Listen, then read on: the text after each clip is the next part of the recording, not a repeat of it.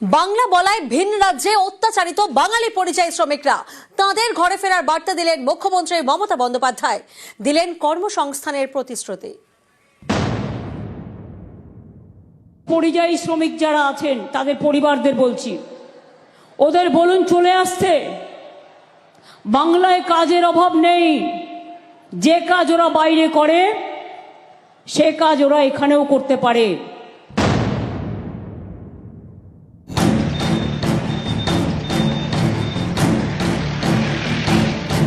আমরা তো ধমকাছিলাম, আমরা কেন ডরাবো? আমরা ডরাবো না, আমরা তো হিন্দুস্তানি না আর কি।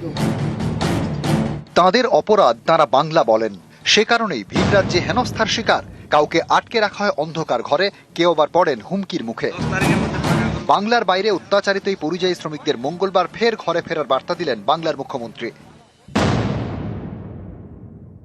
আমরা কর্মশ্রী প্রকল্প করেছি এবং আমি বলছি পরিযায়ী শ্রমিক যারা আছেন তাদের পরিবারদের বলছি, ওদের বলুন চলে আসতে।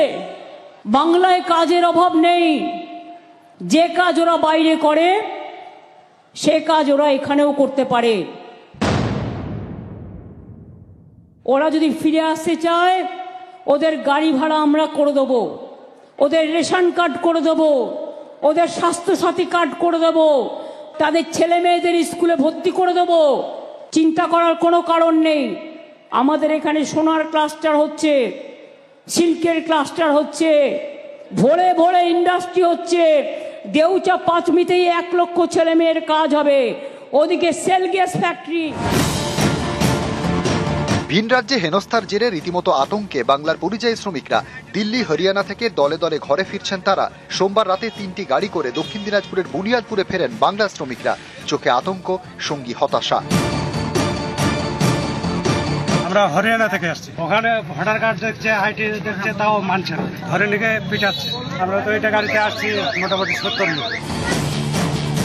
একই ছবি মালদাতেও। সেখানকার কয়েকজন পরিযায়ী শ্রমিককে বাংলাদেশি সন্দেহে আটকে রাখা হয়েছিল হরিয়ানার গুরুগ্রামে। ছাড়া পেয়ে ঘরে ফিরেছেন তারা। আতঙ্কের ঘোর কাটেনি এখনো। হুমকি দিয়েছিল, তুমি বাংলাদেশি ও, আমরা পয়সা লুট কে লেগে যায়গা, এরকম বলছিল। হ্যাঁ, আমরাকে বাইরে যেতে দিতে কোথাও না। আমাদেরকে বলছে দুটা করে গুলি মারা দেনা, ধমকাচ্ছিল। আমরা তো ধমকাছিলাম, আমরা কেন ডরাবো? আমরা ডরাবো না, আমরা তো হিন্দুস্তানি না আর কি। বাংলার বাইরে বাঙালি পরিযায়ী শ্রমিকদের হেনস্থার প্রতিবাদে শুরু থেকেই সরব মমতা বন্দ্যোপাধ্যায়। পথেও নেমেছেন তিনি। এবার বার্তা ঘরে ফেরার। নিউজ 18 বাংলা।